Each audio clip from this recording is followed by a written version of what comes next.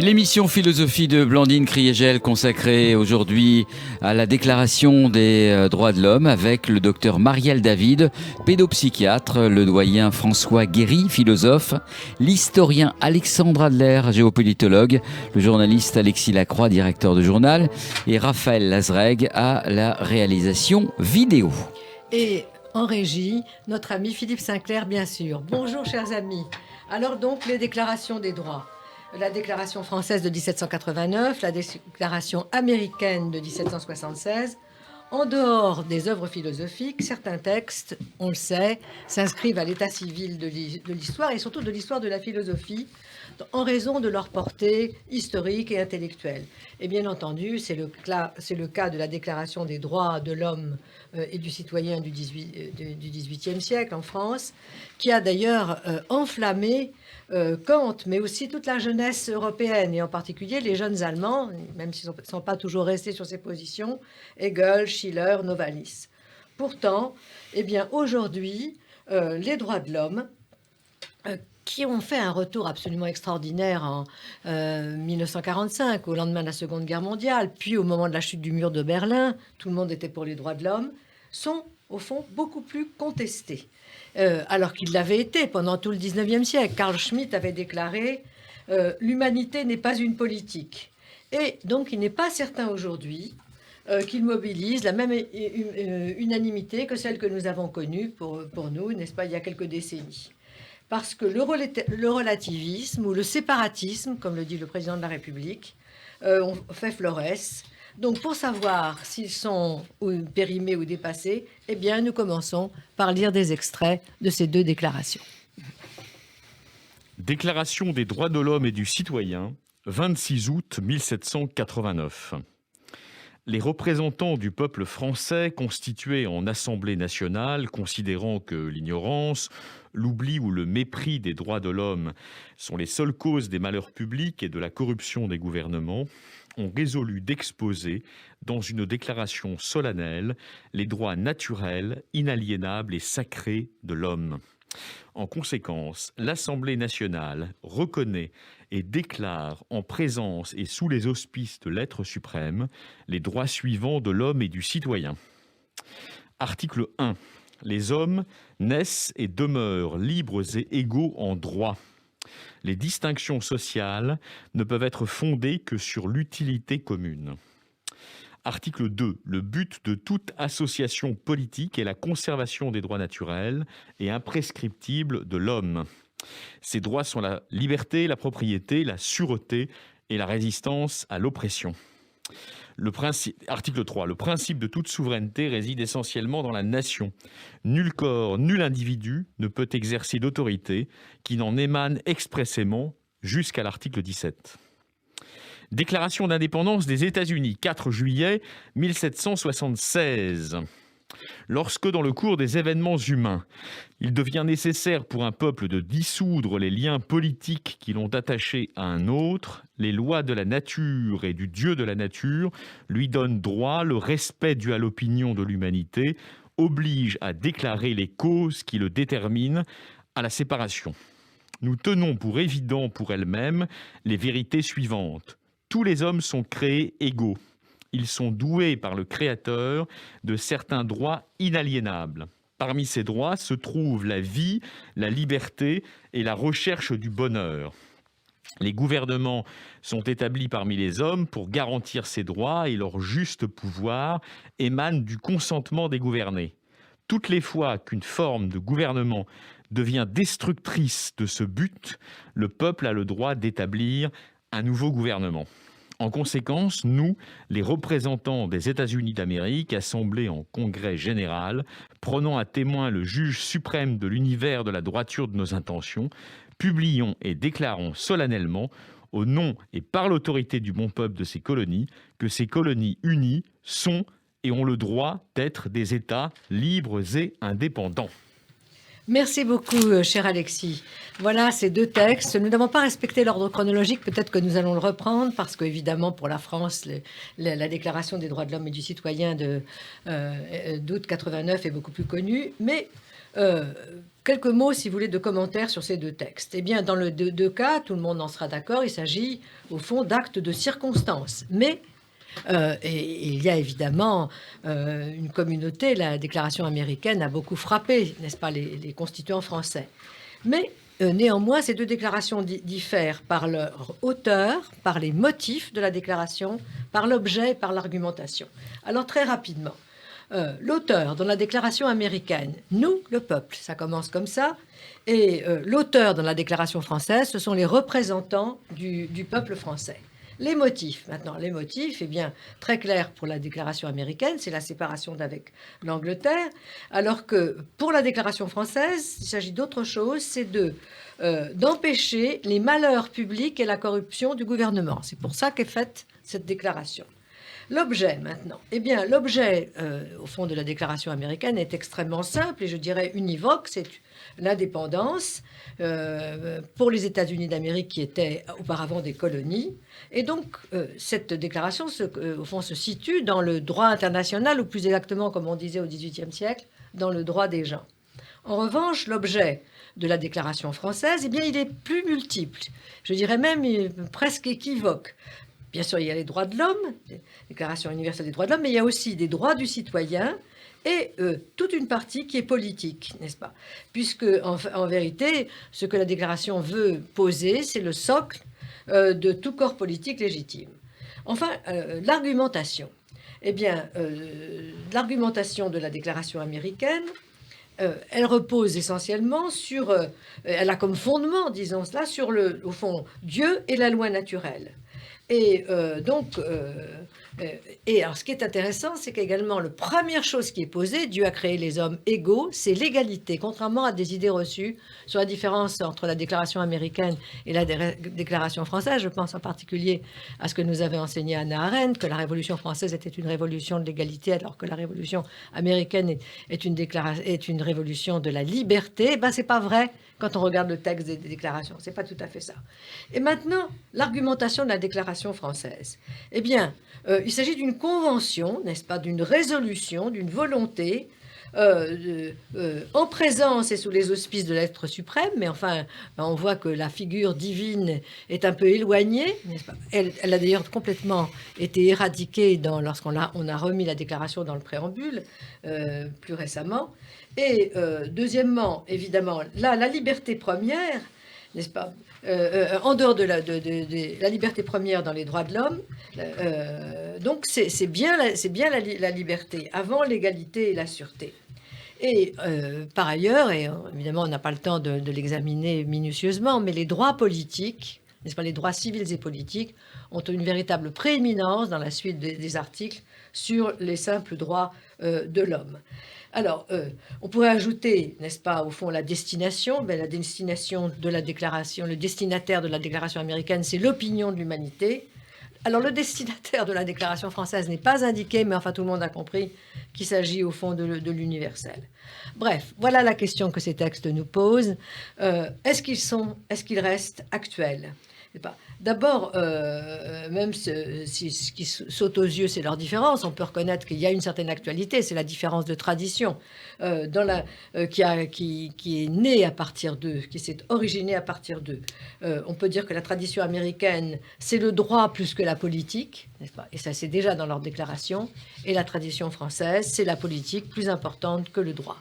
Donc, à partir de là, eh bien, je voudrais d'abord poser des questions, comme d'habitude, à Alexandre Adler, et puis je commence par Alexandre et par notre ami François Guéry. Première question. Pourquoi, au fond, cette déclaration des droits de l'homme, et cette idée même des droits de l'homme, Alexandre, a-t-elle été si contestée dans la philosophie, la grande philosophie allemande post-kantienne, de Fichte jusqu'à Carl Schmitt?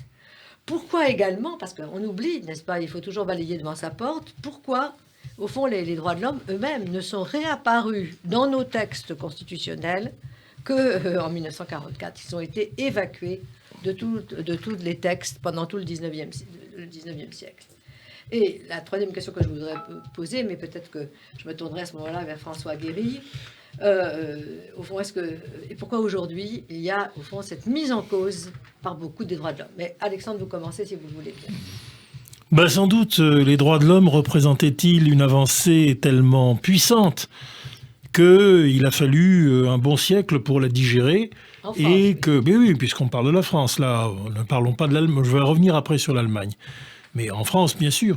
Et dans ces conditions, on a vu monter en puissance des atteintes ou des attaques contre cette déclaration des droits de l'homme et son tranchant. Par exemple, dès le début, la fin du directoire, enfin plutôt la fin de la Convention et les débuts thermidorienne et les débuts du directoire, on a parlé des devoirs de l'homme. Oui. Alors, une déclaration des devoirs de l'homme. Ça n'a pas fait rire, alors qu'aujourd'hui, il y a encore des adeptes de cette idée, mais ça fait rire. À l'époque, on ne riait pas du tout, on voulait des devoirs de l'homme, parce qu'il fallait rappeler un petit peu aux émeutiers de 1789 et aux coupeurs de tête que non, il n'y avait pas que des droits, il y avait aussi des devoirs. Ça n'a pas finalement fait long feu. Mais on a préféré tout simplement enterrer les droits de l'homme sous le droit administratif, ce qui est une vieille tradition de l'Ancien Régime, qui a retrouvé toutes ses lettres de noblesse avec la restauration bonapartiste, qui n'était pas une véritable restauration, puisque ce que Bonaparte a fait, c'est de valider et de rendre éternel, à travers le Code civil, toutes les avancées de 1789. Ça, Bonaparte l'a fait, et Napoléon y est resté fidèle jusqu'à la fin de ses jours, et encore un peu plus au mémorial de Sainte-Hélène, où là, il essayait de s'adresser à la postérité. Mais enfin, on ne peut pas lui reprocher de ne pas l'avoir fait. Mais pas plus, pas au-delà. Et donc, ensuite, le XVIIIe siècle a connu des avancées, des reculs, où finalement, malgré tout, on voyait bien la résistance de l'acquis irréversible de 1789, d'abord dans la monarchie constitutionnelle dans ces deux espèces, notamment celle de Louis-Philippe, puis ensuite avec Napoléon III lui-même, qui après tout a continué d'une certaine manière à se vouloir l'exécuteur des volontés de son oncle. Mais enfin, peu importe. Ce qui est certain, c'est que le compromis républicain, qui a été un compromis entre la droite et la gauche, qui a évité les guerres civiles après la Commune, n'a pas, lui non plus, voulu aller plus loin. Oui, donc, on attend pour cela... Vous avez tout dit pour la France, mais qu'est-ce que vous diriez à propos de l'Allemagne ? En Allemagne, c'est autre chose. Oui. C'est-à-dire qu'après une période d'enthousiasme qui est celle du... Lever de soleil, lever de soleil de la Révolution. Celle d'abord de Goethe, et puis déjà des jeunes révolutionnaires qui étaient encore fils, qui étaient déjà un personnage très sombre, mais qui n'avaient pas ne s'étaient pas démasqués à ce point-là. Mais ensuite, évidemment, c'est la catastrophe de 1813, l'effondrement, et puis l'humiliation de la reine Louise, notre reine Louise que nous respections tant, face à Bonaparte qui a véritablement cassé la vaisselle, littéralement, pour essayer de l'impressionner. Enfin bref, nous avons eu une véritable insurrection nationale allemande, mais qui, évidemment, exactement comme Luther avait commencé par dire « je romps avec Rome »,« los von Rome », là c'était « los von Frankreich ».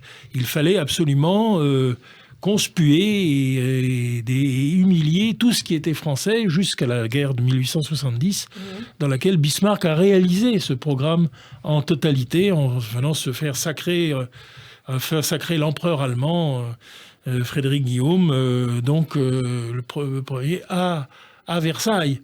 Voilà, c'est toute la suite de cette histoire malheureuse. Et donc, on a exécré tout ce qui était français, et donc, bien sûr, les droits de l'homme. Bon, merci beaucoup, Alexandre. Alors, François, aujourd'hui, beaucoup mettent en question, n'est-ce pas, l'universalisme des droits de l'homme, au nom...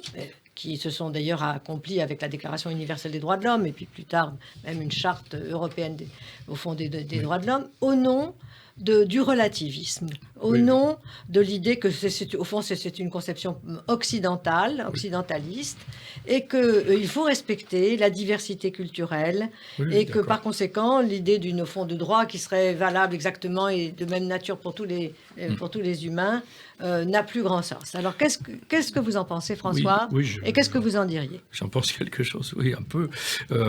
D'abord, je vous suis tout à fait, lorsque vous montrez le le caractère conjoncturel joint, et après tout, ce n'était pas nécessaire, peut-être, c'est une question, à une déclaration universelle qui est effectivement, donc, pas simplement généralisation, mais universalisation, tout homme. Et donc, persan, etc. Montesquieu, comment peut-on être persan? Bon, voilà.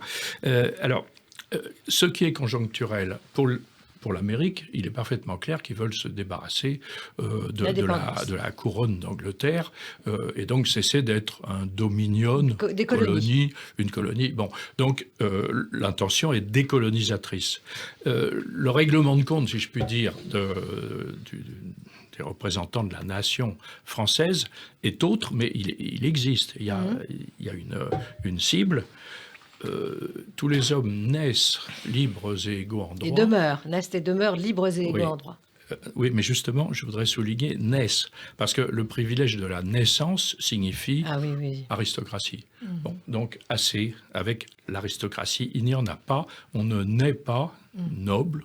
On est homme. On n'est pas né, comme on disait. Oui, on n'est pas né, c'est ça. On est né le privilège de la naissance est quelque chose dont on ne veut plus. Donc, les Américains ne tolèrent pas d'être une colonie de l'Angleterre, mais plus généralement, donc ne tolèrent pas le concept de colonie, si je puis dire, et les Français ne tolèrent pas le concept du privilège attaché à la naissance.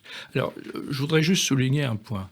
Pour les Français, dès lors qu'il y a cette universalisation, c'est implicitement une déclaration de guerre à tous les pays qui ont les privilèges de la naissance, c'est-à-dire la totalité de l'Europe, parce que dans d'autres cas, je ne sais pas si ça s'appelle privilège de la naissance, je ne sais pas si ça s'appelle une noblesse, il y a évidemment de fantastiques écarts de statut social dans le monde entier, mais en tout cas, c'est une déclaration de guerre. C'est en ce sens que Michelet a dit que la Révolution était le jugement des rois. Il y a des nobles, en fait, dans tous les pays d'Europe, même en Suisse, contrairement à ce qu'ils prétendent. Oui, voilà. Donc c'est une manière de contester l'autre, et non pas simplement la noblesse française. Tout à fait. Évidemment, la suite, on la connaît, l'invasion du territoire, la Marseillaise, en chasse, le sang impur, etc. Pour ce qui concerne les Américains, ils déclarent la guerre à toutes les puissances coloniales. Et à mon avis, ça explique beaucoup le fait que, par exemple, pendant la guerre, lorsque De Gaulle s'est appuyé sur l'Empire français, faute de pouvoir s'appuyer sur le territoire national, ils lui ont préféré Pétain, presque tout le temps. Il a fallu faire des pieds et des mains. Ça dépend qui, cher François. Comment ? Ça dépend qui, cher François. Ça dépend qui. Ça dépend surtout quelle classe d'âge. Parce que, en fait, les jeunes ont été d'emblée. On l'a vu à la première manifestation de 1940 pour fleurir la tombe de Clémenceau. Déjà là, les jeunes, les lycéens, ils étaient là. Mais bien entendu, s'il n'y avait pas eu Eisenhower tous les anciens combattants à la tête des troupes américaines, je pense qu'on aurait eu tout autre chose que la libération. Écoutez, ça c'est un autre débat. Oui, c'est un autre débat. Il alors, est intéressant. Si les Boches étaient restés, oui, on n'aurait pas eu de libération, ça c'est sûr. Non, je ne parle pas de ça. Rien. Je pense que l'écart entre... Alors, pour ce qui concerne les droits de l'homme, je pense que c'est un concept aujourd'hui, et leur réfutation chrétien laïcisé. Il est chrétien explicitement chez les Américains, il est laïcisé chez les Français, mais ça revient à peu près au même. Donc moi, au fond, je dirais, je comprends que tous ceux qui n'ont pas subi, si je puis dire, le christianisme dans le monde, considèrent que ce n'est pas à eux qu'on parle. Oui. Alors, donc vous êtes d'accord avec ceux qui défendent le relativisme culturel ? Non, je ne suis pas d'accord avec eux. Alors dites-nous ce que vous en pensez, François. Je pense que la résistance est une résistance au monde du christianisme, oui, au monde chrétien, devenu monde non chrétien et anti-chrétien. Alors donc vous pensez qu'en dehors du monde chrétien, il n'y a pas d'universalisme pensable ? C'est-à-dire, je le constate surtout. Non. Mais je suis très étonné. Je constate une résistance furieuse à nos façons d'être. Alors, écoutez. Mais si je peux me permettre, moi je trouve qu'il y a plus de réticence aujourd'hui à cette histoire de droits de l'homme à cause d'une tradition historique chez les Russes, qui sont chrétiens quand même très majoritairement et de plus en plus, que chez les Chinois qui ne sont toujours pas beaucoup. Ils sont bien que les communautés chrétiennes en Chine ne se développent énormément, c'est vrai. Mais cela dit, non, les Chinois sont quand même peut-être plus ouverts aujourd'hui aux droits de l'homme je parle de l'opinion, que les Russes. Bon, j'ai demandé à notre ami Marielle, mais je suis quand même très désappointée de ce que nous a dit François, mais on n'aura pas le temps d'en discuter, et surtout, ce n'est pas ce qu'il m'avait dit. Non. Mais je demandais à notre amie Marielle qu'elle nous explique rapidement en quoi la notion d'humanité est ou non importante pour un pédopsychiatre, un psychanalyste. Marielle, est-ce que vous pouvez nous dire ce que vous en pensez? L'humanité, l'universalité de l'humanité, pour moi, l'essentiel, c'est ce qui nous différencie de l'animal. C'est-à-dire qu'on est très, très, très dans une grande prématurité. On se redresse pour marcher et on parle. Voilà. Et comme il y a très peu de temps, c'est énorme. Mais ça, c'est universel. Et comme il y a très peu de temps, je passe tout de suite la parole à notre ami, alors François, pardonnez-moi, Alexis, au fond, qu'est-ce que vous pensez, j'espère que vous serez plus offensif que notre ami François, de la diversité culturaliste, n'est-ce pas, du relativisme, alors, dans le combat par rapport à l'universalisme? 3 hypothèses. Pourquoi alors, on va faire vite.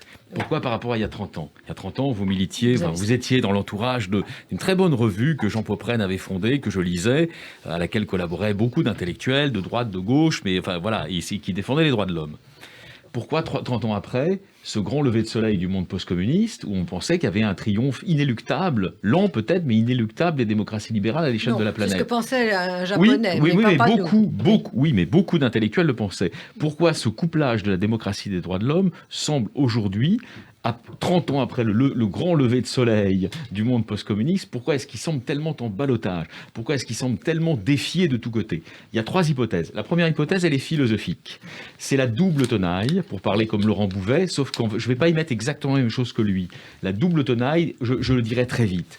Des schmittiens de gauche et des schmittiens de droite, ceux qui récusent la transcendance des universaux et de l'état de droit à partir de positions dites de gauche, et ceux qui la récusent à partir de positions dites de droite. En fait, ils sont complémentaires, ce sont des alliés, même s'ils se combattent. En gros, Badiou Agamben à gauche, qu'est-ce qu'ils nous disent? Ils ont beaucoup de succès dans la jeunesse. Ils nous disent, mais oui, mais vos droits de l'homme, c'est bien sympathique, mais c'est une fiction bourgeoise qui masque la violence... qu'on disait déjà avant. Attendez, laissez-moi finir. Oui. Qui masque la violence des rapports de domination à l'échelle de la planète dans une mondialisation, disons, achevée, en voie d'achèvement. Donc ça, ce sont des courants très puissants, on va dire, pour mettre des mots, dans la gauche altermondialiste, c'est une pensée plus puissante, d'ailleurs même que l'islamo-gauchisme à beaucoup d'égards. Donc évidemment, ça, c'est une pensée vraiment inspirée directement de ce théoricien, Carl Schmitt, qui a transfusé vers la gauche, notamment via l'Italie marxiste des années 70. Enfin, on va pas raconter tout ça maintenant. L'Italie post-fasciste. Bien sûr, naturellement. Alors, et à l'autre bout de la chaîne, vous avez les alliés, en fait, de ces gens-là. Ce sont les schmittiens de droite qui pensent, on va le faire très vite, que les droits de l'homme dissimulent l'âpreté des seuls affrontements qui vaillent réellement dans notre monde, qui sont les luttes de culture et de civilisation. Vous avez des chroniqueurs extrêmement aujourd'hui talentueux, mais en même temps salués par beaucoup de public, qui pensent exactement cela. Ils ont du succès, ils ont de l'audience. Voilà, donc ça, c'est la première hypothèse. Attendez, Deuxième hypothèse. Je finis. Deuxième hypothèse d'ordre géopolitique, plus globale. C'est vrai que ces dernières années, on a vu l'émergence de ce que Robert Kaplan, le géographe américain Robert Kaplan, appelle la revanche de la géographie. C'est-à-dire que nous avons pu penser, peut-être pas vous, mais certains intellectuels ont pu penser que la dynamique historique, qui avait été notamment décrite par Fukuyama, mais pas seulement, était une dynamique de triomphe irrésistible de la démocratie transfrontière. Et aujourd'hui, vous avez un mouvement de reflux de cette mondialisation-là, avec l'émergence de pôles de puissance qui sont des pôles de puissance néo-impériaux très hostiles à l'Union européenne. Oui. Et donc ça, évidemment, participe d'un climat de déflation globale des droits de l'homme. Oui, mais je vous arrête tout de suite, cher Alexis, pour la raison suivante. D'abord, il ne faut pas aligner les partisans des droits de l'homme sur simplement des néo-kantiens, parce que Kaplan dont vous parlez, c'est un néo-kantien, c'est-à-dire des gens qui expliquent, à juste titre d'ailleurs, ils ont tout à fait raison, que dans les rapports entre États, eh bien, les rapports de force, les rapports de domination, la guerre continue, qu'il y a l'opposition de l'ami et de l'ennemi, pour parler comme Carl Schmitt. Mais le problème n'est pas celui-là. Le problème, c'est que lorsqu'on refuse absolument l'universalisme, on oublie que c'est au nom de cet universalisme qu'on a aboli l'esclavage, parce qu'aujourd'hui, n'est-ce pas, il y a le ressurgissement. C'est pas incompatible avec ce que nous avons développé. Hein. Non seulement, bien entendu, mais non seulement chez les féministes, chez certaines féministes, si vous voulez, jusqu'au boutistes, n'est-ce pas, du genre féminin contre le genre masculin, d'ailleurs en utilisant de façon orwellienne, n'est-ce pas, la langue, parce que c'est une confusion des langues, hein, puisque le genre, c'est l'espèce humaine depuis toujours. Ne pas oublier que les droits d'homme restent un levier d'émancipation aujourd'hui, bien sûr, évidemment. Donc c'est pas aujourd'hui, c'est hier. C'est que le droit à la vie, le droit à la sûreté, si vous voulez, le particularisme poussé jusqu'au bout, eh bien, réveille la guerre de tous contre tous. N'est-ce pas ? C'est-à-dire qu'il y a un aspect de régression, et ça a existé. Ce n'est pas d'aujourd'hui, ça existe aujourd'hui, mais ça a commencé au 19e siècle et au début du 20e siècle. Au 20e siècle, les idées dominantes en Europe, dans les années 30, c'était exactement, n'est-ce pas, ces idées chez Carl Schmitt et d'autres, ces idées qui refluent aujourd'hui. Il y avait, et par conséquent, un combat a été, dans un premier temps, mené, et il a été perdu, hélas, il a été perdu.